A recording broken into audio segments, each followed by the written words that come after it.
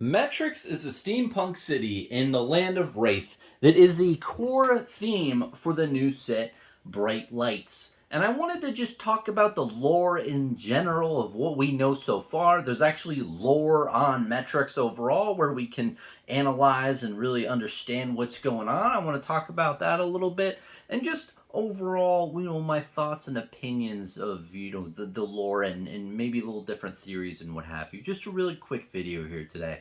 Now, if you're not aware, right, there's 8 different regions of Wraith.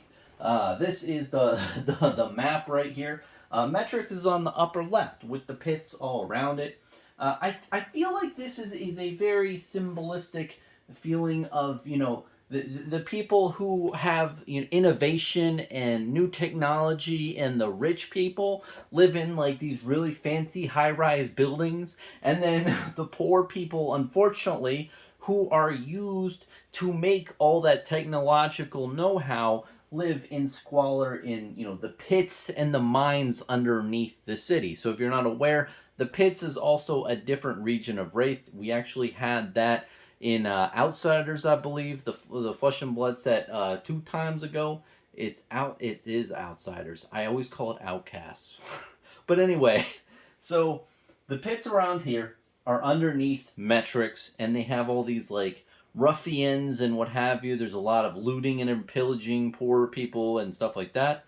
Where you have Metrix as like this big technologically savvy, and tons of innovation, steampunk type vibe going on. So that's my overall feel for the whole city that I think. And I think that that's a very interesting duality that you might have there from, people who, live in these like certain situations based off technology, but at what cost? That's a good question. That's a Bronson question for you.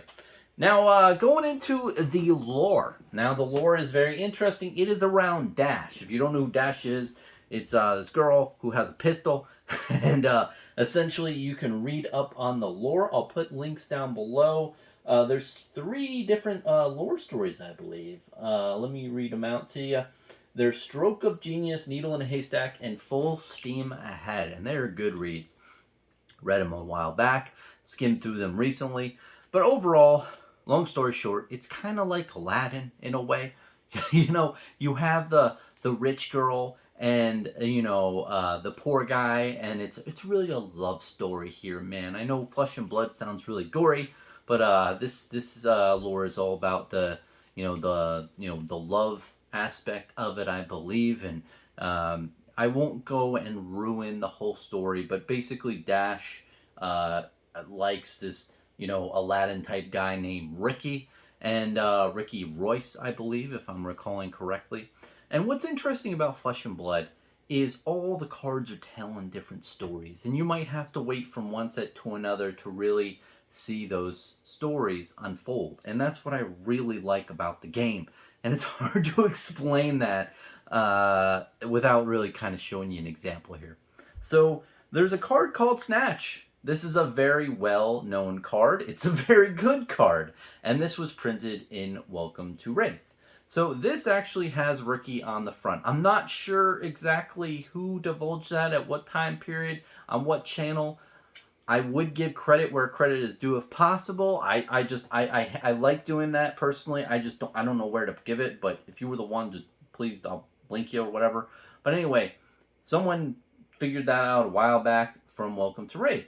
And what's cool is you can see Snatch. Ricky Royce is snatching a bag with a bunch of stuff from people, right? And he's running away. What's cool is in Arcane Rising, which is the next set of Flesh and Blood, the second set, you see Ricky again. And what does he have? The optical monocle. So this is the thing that he stole. So it's just really cool how it shows a story. And I think you see this in a bunch of other different Flesh and Blood cards, especially the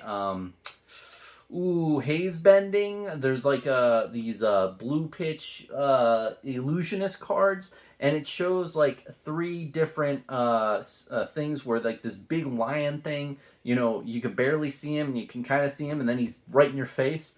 That's another example. But this is a really well done example. And there might be other cards after this in this series of seeing Ricky and what he's up to.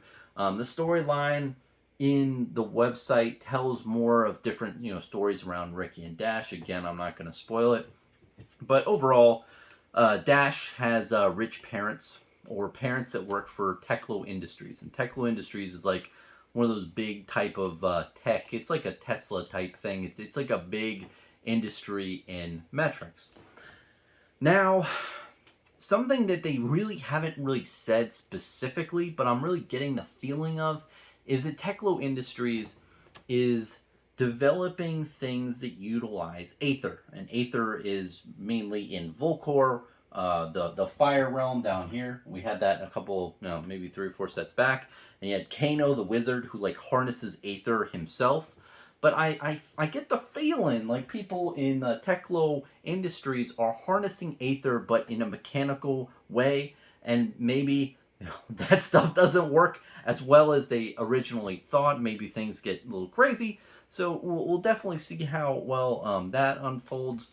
I think that you had Dash talking to her parents in one of these, and she was saying, oh, like, a mechanical thing is obviously, the steam-powered mechanical thing is obviously the best thing you can do here. But her parents were kind of like, maybe there's a machineless way to create an energy core or something like that along those lines.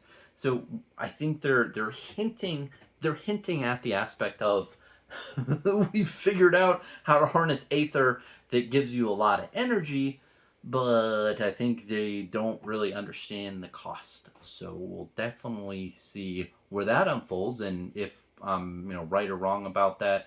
It's just definitely interesting to think over that and what's going on in that realm. I'm sure in Bright Lights, we're going to see a lot of cards that allude to different things, tell different stories. So I just wanted to bring this to a lot of people's attention. A lot of people I know like playing Flesh and Blood, and the lore isn't very front and center. But I think that the more I think about how it's unfolding, the more I like it. I think that the reason why people, when they think of the lore of Flesh and Blood, they keep coming back to it, and it kind of sits in their minds, is that feeling of like uncompleteness. Like you always feel with the Flesh and Blood lore that you're like 60% knowledgeable, and then 40% of the rest is like you're trying to understand what's happening. And with each new set, more things get revealed, yet more questions seem to arise, if you understand what I'm saying. And overall, I like that aspect. I like that they're, constantly pushing us to question and understand what's about. And I've seen a lot of different entertainment and movies and, mainly movies and television where people are too gung-ho about telling you the whole lore of a certain thing, or all the backstory of a person all at once, and it doesn't feel good at that. You want that slow drip, man. You want your mind to keep questioning. You want that suspense to be in your mind of what's happening next, and what's going on here, right?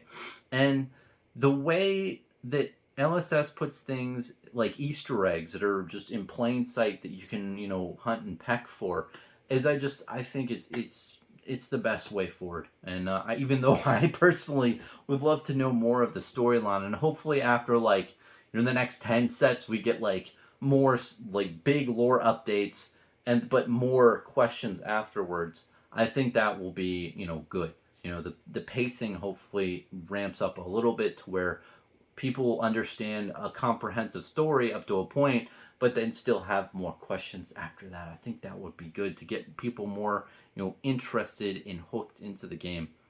Because for Flesh and Blood, the collectability really got me interested. The gameplay made me think, wow, this is a really well developed game.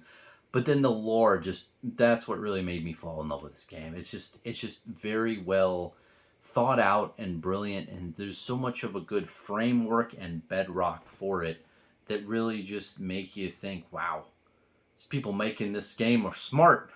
They actually care. So anyway, that's my 2 cents on this whole matter.